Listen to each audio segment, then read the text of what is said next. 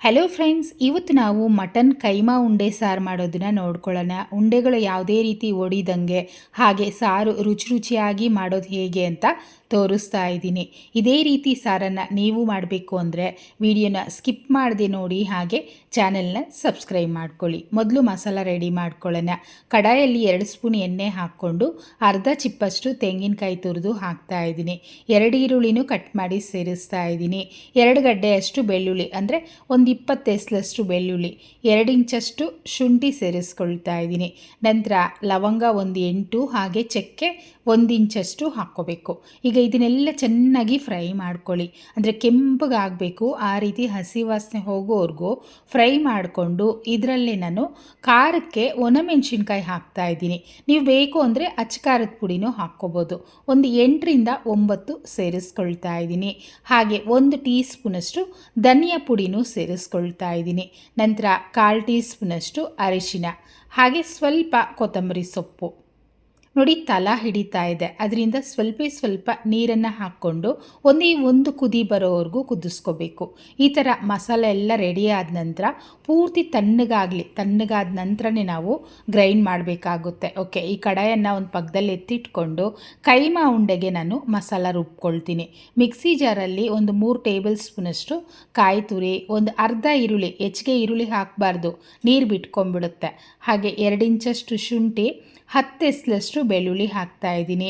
ಚಕ್ಕೆ 1 ಇಂಚು, ಒಂದು 6-7 ಲವಂಗ, ಹಾಗೆ ಖಾರಕ್ಕೆ ಒಂದು 7ರಿಂದ 8 ಹಸಿಮೆಣಸಿನ್ಕಾಯಿ ಸೇರಿಸ್ಕೊಳ್ಳಿ.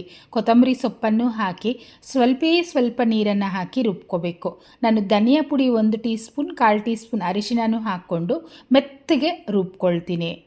ನೋಡಿ, ನಾನು ತೋರಿಸ್ತಾ ಇದ್ದೀನಲ್ವ, ಈ ಥರ ನಾವು ಗಟ್ಟಿಯಾಗಿರಬೇಕು, ಹಾಗೆ ಮೆತ್ತಗೆ ರುಬ್ಕೋಬೇಕು. ನಂತರ 300 ಗ್ರಾಮಷ್ಟು ಕೈಮಾನ ಒಡಿಸ್ಕೊಂಬಂದು ಹಾಕ್ತಾ ಇದ್ದೀನಿ. ನೀವು ಕೈಮಾ ಯಾವ ರೀತಿ ಒಡಿಸ್ಬೇಕಂದ್ರೆ ಅಂಗಡಿಲೇ ನೀಟಾಗಿ ತೊಳೆದ್ಬಿಟ್ಟು ನಂತರ ಒಡಿಸ್ಕೊಳ್ಳಿ. ಮನೆಗೆ ತಂದಮೇಲೆ ನಾವು ಅದನ್ನು ನೀಟಾಗಿ ತೊಳೆಯೋಕ್ಕೋದ್ರೆ ನೀರು ಬಿಟ್ಕೊಂಡ್ಬಿಡುತ್ತೆ. ಈಗ ನೋಡಿ, ಮಿಕ್ಸಿನ ಆನ್ ಮಾಡಿ ಆಫ್ ಮಾಡಿ ಈ ಥರ ರುಬ್ಬಿಟ್ಕೊಂಡಿದ್ದೀನಿ. ಈ ತಟ್ಟೆನ ಒಂದು ಪಕ್ಕದಲ್ಲಿ ಇಟ್ಕೊಂಡು ಚಿಕ್ಕ ಮಿಕ್ಸಿ ಜಾರನ್ನು ತೊಗೋಬೇಕು. ಇದರಲ್ಲಿ 100 ಗ್ರಾಮಷ್ಟು ಹುರುಗಡ್ಲೆನ ಸೇರಿಸ್ಕೊಳ್ತಾ ಇದ್ದೀನಿ. ಆಗಿಂದಾಗಲೇ ನಾವು ಫ್ರೆಶ್ ಆಗಿ ರುಬ್ಬಿ ಮಾಡ್ಕೊಳ್ಳೋದ್ರಿಂದ ಚೆನ್ನಾಗಿರುತ್ತೆ, ಅಂದರೆ ಪೌಡ್ರ್ ಮಾಡಿ ಹಾಕ್ಕೊಳ್ಳೋದ್ರಿಂದ.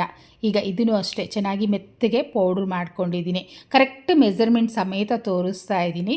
ಇದೇ ಥರ ಮಾಡ್ಕೊಳ್ಳಿ. ಸ್ವಲ್ಪ ಹಾಕ್ಕೊಂಡು ಮಿಕ್ಸ್ ಮಾಡ್ಕೋಬೇಕು. ತುಂಬ ಗಟ್ಟಿನೂ ಮಾಡಬಾರ್ದು, ತುಂಬ ತೆಳುವಾಗೂ ಮಾಡ್ಕೋಬಾರ್ದು. ಅಂದರೆ ಈ ಮಸಾಲ ವಡೆ ಬರುತ್ತಲ್ವ, ಆ ಹದಕ್ಕೆ ಮಾಡಿಕೊಂಡ್ರೆ ಕರೆಕ್ಟಾಗಿರುತ್ತೆ. ನೋಡಿ, ನಾನು ಪೂರ್ತಿ ಹಾಕ್ಕೊಂಡಿದ್ದೀನಿ.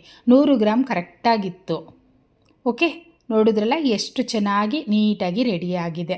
ಈಗ ಉಂಡೆಗಳನ್ನು ಕಟ್ಕೋಬೇಕು. ಅದಕ್ಕೂ ಮುಂಚೆ ಕೈಮಾಗೆ ಎಷ್ಟು ಬೇಕೋ ಅಷ್ಟು ಉಪ್ಪನ್ನು ಹಾಕ್ತಾ ಇದ್ದೀನಿ. ನೀವು ಮೊದಲೇ ಹಾಕ್ಬಿಟ್ರೆ ಕಡಿಮೆ ಆಗ್ಬೋದು ಅಥವಾ ಜಾಸ್ತಿ ಹಾಕ್ಬೋದು ಉಪ್ಪು. ಅದರಿಂದ ಎಲ್ಲ ಮಿಕ್ಸ್ ಆದ ನಂತರ ಉಪ್ಪನ್ನು ಸೇರಿಸಿ ಇನ್ನೊಂದು ಸಲ ಚೆನ್ನಾಗಿ ಕಲಿಸ್ಬಿಡಿ. ಈಗ ಉಂಡೆಗಳನ್ನು ಕಟ್ಕೊಳ್ತಾ ಇದ್ದೀನಿ. ಚಿಕ್ಕದಾಗೆ ಉಂಡೆ ಮಾಡ್ಕೊಳ್ಳಿ, ಏಕೆಂದರೆ ಸಾರಲ್ಲಿ ಹಾಕಿದ ನಂತರ ಉಂಡೆ ಇನ್ನು ಸ್ವಲ್ಪ ದಪ್ಪ ಆಗುತ್ತೆ. ಅದರಿಂದ ಈ ರೀತಿ ಚಿಕ್ಕದಾಗಿ, ಹಾಗೆಯೇ ಯಾವುದೇ ರೀತಿ ಸ್ಕ್ರ್ಯಾಚಸ್ ಇರಬಾರ್ದು, ನೀಟಾಗಿ ರೌಂಡ್ ಶೇಪ್ ಇರಬೇಕು. ನೋಡಿ, ನಾನು ತೋರಿಸ್ತಿದ್ದೀನಲ್ವಾ, ಈ ರೀತಿ ಮಾಡ್ಕೊಂಡು ಎಲ್ಲ ಒಂದು ತಟ್ಟೆಯಲ್ಲಿ ಹಾಕಿಟ್ಕೊಂಡಿದ್ದೀನಿ. ಸೂಪರಾಗಿ ರೆಡಿಯಾಗಿದೆ, ಹಾಗೆ ತಿಕ್ಕಾಗೂ ಇದೆ. ಈಗ ಪಕ್ಕದಲ್ಲಿ ಇಟ್ಕೊಂಡು ನಾವು ಸಾರಿಗೆ ಮಸಾಲನ ರುಬ್ಕೊಳ್ಳೋಣ. ಅಂದರೆ ಮೊದಲು ನಾವು ಫ್ರೈ ಮಾಡಿಟ್ಕೊಂಡಿದ್ವಲ್ಲ, ಆ ಮಸಾಲನ ಮಿಕ್ಸಿ ಜಾರಲ್ಲಿ ಸೇರಿಸ್ಕೊಂಡು ಗಂಧ ಬರುತ್ತಲ್ವ, ಆ ರೀತಿ ಮೆತ್ತಗೆ ರುಬ್ಕೋಬೇಕು. ಸಾರು ಚೆನ್ನಾಗಿ ಮೆತ್ತಗೆ ರುಬ್ಕೊಂಡು ಮಾಡಿಕೊಂಡ್ರೆ ತಿಕ್ಕಾಗಿ ಚೆನ್ನಾಗಿ ಬರುತ್ತೆ. ಒಂದು ಅಗಲವಾಗಿರುವಂಥ ಕಡಾಯಿನ ಬಿಸಿ ಮಾಡಿ ಒಂದು ಸ್ಪೂನಷ್ಟು ಮಾತ್ರ ಎಣ್ಣೆ ಹಾಕಿ 1 ಟೊಮೊಟೊ, ಕಸೂರಿ ಮೇಥಿ, ಕರಿಬೇವನ್ನು ಸೇರಿಸ್ತಾ ಇದ್ದೀನಿ. ಹಾಗೆ ಒಂದು 2-3 ಪೀಸಷ್ಟು ಮಾತ್ರ ಮಟನ್ ಸೇರಿಸ್ಕೊಳ್ತಾ ಇದ್ದೀನಿ. ನೀವು ಬೇಕು ಅಂದರೆ ಒಂದು 1/4 kg ಮಟನ್ ಹಾಕ್ಕೊಳ್ತೀನಿ ಅಂದರೂ ಹಾಕ್ಕೋಬೋದು. ಈಗ ಚೆನ್ನಾಗಿ ಒಂದು ಸಲ ಮಿಕ್ಸ್ ಮಾಡಿಕೊಂಡು ರುಬ್ಬಿಟ್ಟಿರೋ ಅಂಥ ಮಸಾಲ ಪೇಸ್ಟನ್ನು ಸೇರಿಸ್ಕೊಳ್ತೀನಿ.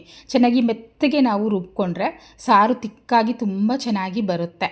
ಮಸಾಲ ಸೇರಿಸಿದ ನಂತರ 1-2 ಕುದಿ ಬಂದಮೇಲೆ ನೀರನ್ನು ಹಾಕ್ಕೊಳ್ಳಿ. ಚೆನ್ನಾಗಿ ಎಣ್ಣೆಯಲ್ಲಿ ಮಸಾಲ ಬೇಯಿಸ್ಕೊಂಡು ನಂತರ ನಾನು ಒಂದು ಅರ್ಧ ಲೀಟರಷ್ಟು ನೀರನ್ನು ಹಾಕ್ತಾ ಇದ್ದೀನಿ. ಉಂಡೆಗಳು ಹಾಕಿದ ನಂತರ ನೀರು ಹಾಕಬಾರ್ದು, ಅದಕ್ಕೆ ಮೊದಲೇ ಎಷ್ಟು ನೀರು ಬೇಕೋ ಅಷ್ಟು ನೀರನ್ನು ಸೇರಿಸ್ಕೊಂಬಿಡಿ. ಬೇಕು ಅಂದರೆ ಒಂದು ಸ್ವಲ್ಪ ಹೆಚ್ಚಿಗೆ ನೀರನ್ನು ಹಾಕ್ಕೊಂಬಿಡಿ. ರುಚಿಗೆ ತಕ್ಕಷ್ಟು ಉಪ್ಪನ್ನು ಹಾಕ್ಬಿಟ್ಟು ಈಗ ಸಾರು ನಾವು ಒಂದು 5ರಿಂದ 6 ನಿಮಿಷ ಅದು ಚೆನ್ನಾಗಿ ಕುದಿಸ್ಕೋಬೇಕು. ಹಾಗೆ ಮಟನ್ನು ಬೇಯಬೇಕಲ್ವ, ಅದರಿಂದ ಒಂದು 5-6 ನಿಮಿಷ ನಿಮಿಷ ಬೇಕಾಗುತ್ತೆ. ಕೊತ ಅಂತ ಕುದೀತಾ ಇದೆ, ಘಮನೂ ಅಷ್ಟೇ ಚೆನ್ನಾಗಿ ಬರ್ತಾ ಇದೆ. ಈಗಂತೂ ಸ್ಟೌವನ್ನು ಸಿಮ್ಮಲ್ಲಿ ಇಟ್ಕೊಳ್ಳಿ ಅಥವಾ ಸ್ಟೌವೇ ಆಫ್ ಮಾಡಿಬಿಡಿ, ತೊಂದರೆ ಇಲ್ಲ. ಆಫ್ ಮಾಡಿದ ನಂತರ ಕೈಮಾ ಉಂಡೆಗಳನ್ನು ಹಾಕ್ಕೋಬೇಕು. ನೋಡಿ, ಒಂದ್ರ ಪಕ್ಕ ಒಂದನ್ನು ಹಾಕ್ಕೋಬೇಕು. ಅದಕ್ಕೆ ನಾನು ಹೇಳಿದ್ದು ಅಗಲವಾಗಿರೋ ಅಂಥ ಕಡಾಯಿನ ತೊಗೊಂಡ್ರೆ ನೀಟಾಗಿ ಮುಳುಗುತ್ತೆ. ಇಲ್ಲ ಅಂದರೆ ಮೇಲೆಲ್ಲ ಇರುತ್ತಲ್ವ ಕೈಮಾ, ಅದು ಬೇಯೋದಿಲ್ಲ. ಅದರಿಂದ ಅಗಲವಾಗಿ ಪಾತ್ರೆನ ತೊಗೊಂಡು ಈ ರೀತಿ ಸೇರಿಸ್ಕೊಳ್ಳಿ. ಓಕೆ, ನೋಡಿದ್ರಲ್ಲ, ಕೈಮಾ ಎಲ್ಲ ಸಾರು ಒಳಗಡೆ ಇರಬೇಕು. ಈಗ ಸ್ಟೌವನ್ನು ಸಿಮ್ಮಲ್ಲಿಟ್ಟು ಒಂದು 10 ನಿಮಿಷ ಕುದಿಸ್ಕೊಳ್ಳಿ. ಯಾವುದೇ ಕಾರಣಕ್ಕೂ ಸ್ಪೂನಲ್ಲಿ ಮಿಕ್ಸ್ ಮಾಡಬಾರ್ದು. ಹಾಗೆಯೇ ಒಂದು 10 ನಿಮಿಷ ಕುದಿಸ್ಕೊಂಡು ಓಪನ್ ಮಾಡಿ ತೋರಿಸ್ತಾ ಇದ್ದೀನಿ. ಸಾರಂತೂ ರೆಡಿ ಆಗೋಯ್ತು. ನನಗೊಂದು ಸ್ವಲ್ಪ ತೆಳುವಾಗಿದೆ ಅನ್ನಿಸ್ತಾ ಇದೆ.